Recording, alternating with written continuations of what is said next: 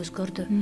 Тамак аш өтө көп бизде түрү, мисалы үчүн ошол чет жактардан алынып келип атат. Анын бирок сапаты кандай? Ошол тууралуу биз билбейбиз. Супермаркетте толуп турат тамак ашка. Бирок ошону кантип туура тандап жөө керек? Анын составында эмне бар?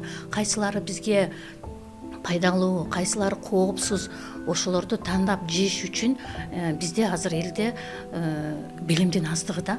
Жалкоолук же жалкоолук, чындыгында эле кээ бирөө жалкоолук, мындай кандай десем, неосознанно эле мындай барып эле автоматически алып жей беребиз да. Өзүң сүйбөгөн менен сүйбөгөндүк, бул жерде өзүң сүйбөгөндүк да жатат да.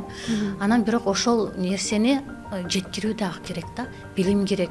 Ушул билимге биздин элибиз азыр суусап турат. өтө. Себеби өнөкөт оорулар өтө көп азыр. Өнөкөт оорулар эмне үчүн биздин азыркы классикалык медицинада айыкпайт? Ушул нерсени изилдеп отуруп мен нутрициологияга келдим да.